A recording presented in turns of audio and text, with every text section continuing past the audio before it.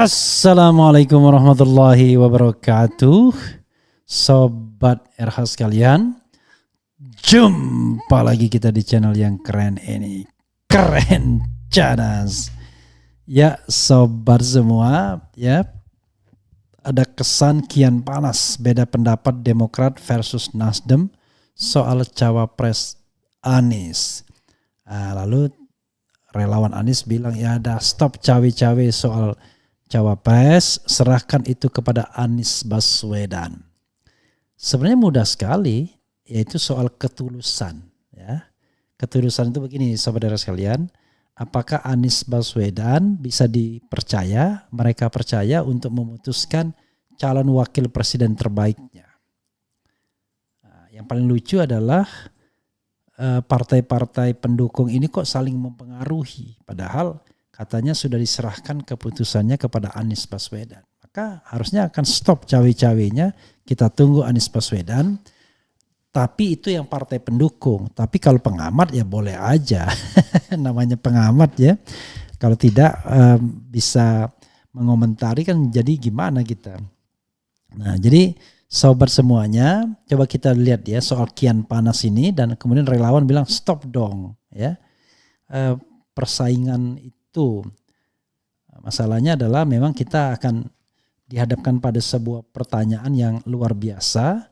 Kalau seandainya AHY jadi cawapres, apakah Nasdem tidak tinggalkan koalisi, atau sebaliknya kalau AHY tidak jadi cawapres, apakah Demokrat yang akan tinggalkan koalisi? This is the question ya, very important question. Tapi kalau Anda percaya kepada Anies, sudah mempercayakan itu ya harusnya kan tidak perlu lagi dipersoalkan apapun keputusannya. Karena pasti Anies akan berpikir untuk mencari pendamping yang terbaik. Bukan soal suka atau tidak suka. Karena yang paling penting adalah bagaimana memenangkan pertarungan. Itu the most important thing. Ya. Bagaimana memenangkan pertarungan. Coba kita baca ya kian panas ini. Suara.com, hubungan antara Partai Nasdem dan Partai Demokrat saat ini semakin memanas. Dua parpol penggagas koalisi perubahan untuk persatuan KPP itu kekinian tidak sependapat soal waktu deklarasi cawapres pendamping Anies. Demokrat meminta agar deklarasi cawapres Anies dilakukan pada Juni ini dengan dalih pemilu 2024 yang tak lama lagi. Sementara Nasdem memiliki perbedaan pendapat. Menurut mereka, pengumuman tersebut jangan terburu-buru karena perlu ada pertimbangan secara matang. Desas-desus koalisi pecah. KPP dikabarkan pecah usai beragam keraguan Partai Demokrat untuk mendukung Anies sebagai capres mulai muncul. Adapun alasannya karena hingga kini Anies masih belum mengumumkan siapa sosok cawapres yang bakal mendampinginya. DPP Partai Demokrat bahkan memberikan peringatan kepada Anies. Jika sosok cawapresnya tak kunjung diumumkan Juni ini, mereka bakal mempertimbangkan mengevaluasi dukungan sebab elektabilitasnya di beberapa survei kerap merosot. Ya, rupanya percaya juga sama survei. Penurunan tersebut disebabkan mereka karena Anies tak kunjung mengumumkan nama cawapres. Dengan begitu, peluang sukses di Pilpres 2024 pun bisa semakin menurun. Hal ini juga dibenarkan Ketua Bapilu Demokrat Andi Arief. Ketum Partai Demokrat AHY sendiri tak menampik jika ada beberapa pihak yang berharap KPP bubar sebelum pengumuman pasangan calon. Meski begitu, ia memastikan hingga saat ini koalisi tersebut masih berkomitmen untuk mengusung Anies sebagai capres. Ya kalau sebagai capres sudah selesai. Masalahnya adalah sebagai cawapres. Ya cari cawapresnya. Partai Demokrat kata AHY memang memberikan tenggat waktu kepada Anies agar mengumumkan cawapres pada Juni ini. Namun ia juga mengaku tak akan memaksa Anies dan tak terpikirkan untuk meninggalkan mantan Gubernur DKI Jakarta itu. Menanggapi desakan Wakil Ketua Umum Partai Nasdem Ahmad Ali menuduh Demokrat sedang mengancam akan keluar dari koalisi jika bukan AHY yang menjadi cawapres. Tudingan ini ia berikan karena tak pernah melihat partai tersebut mensosialisasikan Anies. AHY masuk radar cawapres Ganjar. Ketum AHY menjadi salah satu nama yang masuk bursa calon wakil presiden Ganjar Pranowo. Adapun hal ini dibocorkan oleh Ketua DPP PDIP Puan Maharani. Dalam pernyataannya, Puan juga menyebut sejumlah tokoh seperti Menko Polhukam Mahfud MD hingga Menteri BUMN Erick Thohir. Nama-nama itu katanya memiliki kelebihan masing-masing namun masih dipertimbangkan oleh PDIP. Pencawapresan nama kan ada 10 dan lain sebagainya ya. Ya jangan sampai kemudian dikasih gula-gula atau katakanlah semacam pemanis sedikit tiba-tiba AHY lari, enggak lah ya. Tapi coba kita lihat ya. Coba kita lihat apa yang dikatakan relawan ya. Relawan stop cawe-cawe cawapres biar Anies yang tentukan. Oke. Kelompok relawan bakal calon Presiden Anies Baswedan meminta sejumlah pihak berhenti mendesak ataupun cawe-cawe. Nah ini kalau cawe-cawe benar mengenai calon wakil presiden atau cawapres yang bakal mendampingi Anies di Pilpres 2024. Inisiator Forkom Relawan Anies Baswedan, Tata Ujiati, meminta sejumlah pihak memberikan keleluasaan kepada Anies untuk memilih cawapres biar menjadi keputusan Anies. Kami tidak akan cawe-cawe apalagi ikut mendukung nama-nama cawapres yang sekarang menjadi spekulasi, ujar Tata dalam keterangan tertulis. Relawan, kata dia, memastikan tidak ambil pusing terkait siapapun yang nantinya akan diusung sebagai cawapres. Pihaknya hanya ingin mantan Gubernur DKI Jakarta itu memimpin Indonesia ke depan dan memenangkan kontestasi Pilpres 2024. Penentuan cawapres itu biar itu menjadi hak mutlak Pak Anies seperti yang sudah diamanatkan partai pengusung di mana mereka memberikan kebebasan Anies untuk memilih pasangannya, ungkap Tata. Nantinya ketika cawapres sudah resmi diumumkan, relawan akan bergerak dengan sendirinya untuk memenangkan, tegasnya. Cawapres untuk Anies Baswedan menjadi isu panas jelang penentuan nama. Salah satunya dipicu desakan Demokrat sebagai salah satu partai pengusung Anies di Koalisi Perubahan untuk Persatuan. Namun demikian Demokrat punya alasan tersendiri. Seperti yang disampaikan ya, Kepala Badan Komunikasi Strategis DPP Partai Demokrat, Herzaki Mahendra Putra menambahkan, desakan pengumuman cawapres itu bertujuan agar KPP mampu menyiapkan strategi pemenangan Anies lewat kedua belah pasang, salah satunya seperti mendongkrak elektabilitas. Karena ingin sinergi semua kira-kira begitu, jadi jangan dikira kita ancam bisa keluar, tidak ini. Jangan ada isu begitu, kata Herzaki di DPP Partai Demokrat. Herzaki menyebut sudah banyak kader partai di daerah yang menginginkan kepastian sosok pendamping Anies agar mereka lebih maksimal dalam menjalankan strategi pemenangan Pilpres 2024. Selain itu, Demokrat menurutnya juga berkaca pada sejumlah negara maju yang membutuhkan waktu 6-8 bulan sebelum pencoblosan untuk memberikan pengumuman lengkap sehingga mampu memikirkan strategi mengerek elektabilitas capres-cawapres. Ya, oke, masing-masing tentu ada kelebihan dan kekurangannya ya. Tapi lawan Anies sendiri juga belum mengumumkan apa-apa. Dan kalaupun kemudian secara head to head Anies kalah di dalam survei, ya tergantung Anda apakah mau percaya survei atau tidak ya. Kalau saya sih agak rodok-rodok agak percaya ya. Kalaupun ada barangkali gapnya tidak sebesar itu. Karena ada another survey yang pernah saya baca, ternyata ya gapnya cuma 1% saja, bayangkan. Dan itu pun Anies nomor 2 ya. Jadi soal seperti itu ya kita akan lihat ke depannya bagaimana. Tetapi yang paling penting adalah sebenarnya mencari sosok yang membuat Anies bakal menang, bukan bakal kalah. Tidak ada gunanya yang lain-lainnya kalau Anies kalah. Jadi bagaimana membuat Anies menang. Nah, membuat Anies menang itu ya tentu dengan sebuah strategi dan calon cawapres yang memang tepat untuk itu. Ya.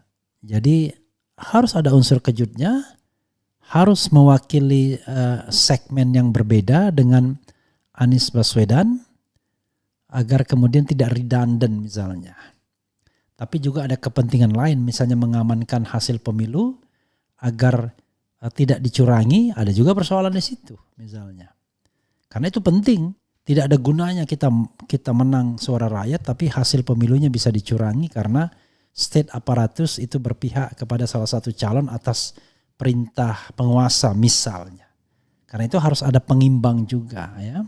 That's why misalnya saya memberikan alternatif Gatot Nurmantio sebagai pihak yang barangkali bisa punya kekuatan untuk membantu Anies Baswedan dalam paling tidak mengamankan proses berpemilu yang jujur dan adil, karena dia mantan Panglima TNI yang tentunya masih punya jaringan, masih punya kekuatan untuk mengamankan. Karena kepentingan sekarang ini adalah bagaimana kita menghadirkan sosok institusi yang bisa menyetop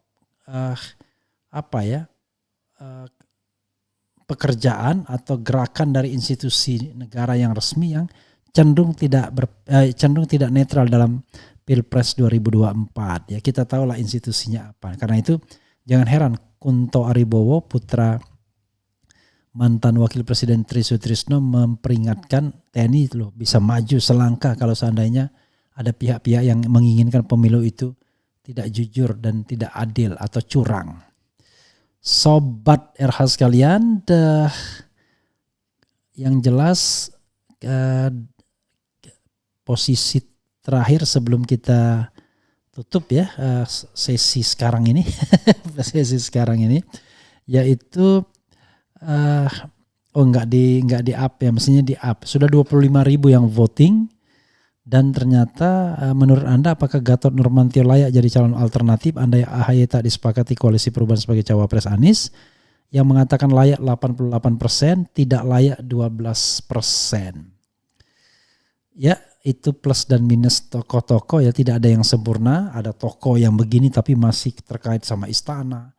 Ada tokoh yang begini akan membuat persaingan di internal koalisi tidak baik. Ada tokoh yang begini, ada kelemahan ini. Jadi tidak ada yang ideal pastinya. Semua ada kelebihan dan kekurangan, tapi one thing for sure adalah siapa di antara calon pendamping itu yang bisa menambah kemenangan Anies Baswedan. Itu the most important thing.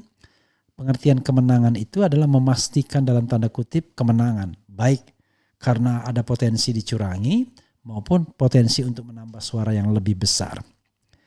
Itu saja Sobat RH sekalian. Sebelum berpisah kita bacakan komentar Sobat RH terkait dengan hal ini. Rupanya Sobat RH sekalian sudah terlelap ya, sedikit yang masih berpartisipasi tapi masih ada. Kalau Demokrat keluar, penggantinya siapa? Ya kira-kira ya ada yang menyebut Golkar, ada yang menyebut P3, ada yang menyebut PKB, itu kita nggak paham ya. Tapi yang jelas bukan Gerindra dan PDIP pastinya. Demokrat harus melepaskan ego sendiri, harus legowo dan ikhlas. Demi untuk Indonesia, jangan memalukan. Kami pendukung Anies tidak percaya sama tim Surpaan Muzani dan si botak, nggak ngerti apa ya. Gatot lebih cocok. Assalamualaikum Bung Refli, semoga sehat selalu. Jika benar AHY jadi cawapres Ganjar, sepertinya mustahil karena hubungan politik Demokrat dan PDIP seperti minyak dan air. It could be possible, tapi kalau Anda menghadapi the common enemy, Anda bisa kemudian bisa cocok ya. Semoga Ganjar jadi presiden di tahun 2064. Maksudnya apa ya? Semuanya bermula dari hasil survei terus-menerus. Saya sendiri merasa sudah mulai terpengaruh. Mengapa tim Anies tidak pernah merilis surveinya? Jangan-jangan hasil survei memang benar Anies kalah jauh. Begini sahabat era sekalian ya. Survei itu ya sudah dikuasai oleh pemodal. Ya, untuk melakukan survei itu nggak gampang. Nah, sementara konsentrasi Anies barangkali bukan di situ. Pertanyaannya adalah ngapain Anda kemudian membuat survei misalnya atau mempercayai survei abal-abal? Justru yang perlu dilakukan adalah bukan melakukan survei tandingan, ya kan? Nggak ada gunanya. Misalnya misalnya ada survei yang memenangkan Anies, nggak akan dipercaya juga, sama, ya kan? Tetapi coba buat tandingan dengan metode lain, misalnya polling, analisis. Jadi kita melawan gempuran survei itu dengan metode lain. Kalau kita melakukan survei juga itu entahlah ya, saya tidak begitu yakin yang namanya survei itu memang bisa representatif. Kalaupun ada yang cocok, ya mungkin ada unsur kebetulan juga. Bagaimana kemudian 1.200 orang bisa dianggap mewakili sebuah apa ya? Coba lihat dari semua survei itu kan banyak sekali undecided votersnya misalnya. Belum lagi kalau kita bicara margin of error-nya. Karena itu nggak bisa kita pegang sebenarnya. Kalau di Amerika Serikat jelas mereka. Kenapa? Kalau di Amerika Serikat itu ya orang cuma 2 saja terbagi. Kalau nggak Republik, Demokrat. Dan mereka sudah well informed semuanya. Melek politik. Jadi mudah sekali. Dan sudah long tradition mereka. Bahwa tempat itu yang menang si A. Yang tempat itu merah, tempat itu biru dan lain sebagainya. Indonesia juga mulai setelah berapa kali pemilu. Misalnya kalau NTB hijau misalnya. Sumatera Barat hijau. Tapi kan sebenarnya karena persaingan Jokowi Prabowo. Jokowi yang menggerakkan wing kiri merah. Kemudian Prabowo yang menggerakkan wing kanan hijau sesungguhnya. Tapi kita belum bisa melihat keajekan dalam geopolitik seperti itu sesungguhnya. Ya kita lihat saja nanti ya bagaimana ke depannya, bagaimana Anies Baswedan menentukan calon wakil presidennya. Apakah memang benar ada unsur kejutan? Apa semua kita terkejut jadinya? Tapi yang jelas hari ini ya tepat tanggal 10 Juni itu adalah meninggalnya ayah saya ya tahun 1996. Jadi kita doakan mudah-mudahan mendapatkan tempat yang layak di sisi Allah Subhanahu wa taala. Jadi sobat era sekalian, ayah saya meninggal tanggal 10 Juni tahun 1996. Jadi itu sudah 27 tahun yang lalu ya, tidak terasa karena waktu itu saya baru selesai kuliah. Mudah-mudahan Allah Subhanahu wa taala menerima amal ibadahnya dan ditempatkan di tempat yang layak. Dibebaskan, dilepaskan dari siksa kubur dan bersama kita semua akan mendapatkan surganya ya, langsung ke surganya kelak. Itu saja sobat dan sekalian. Wassalamualaikum warahmatullahi wabarakatuh. Ciao.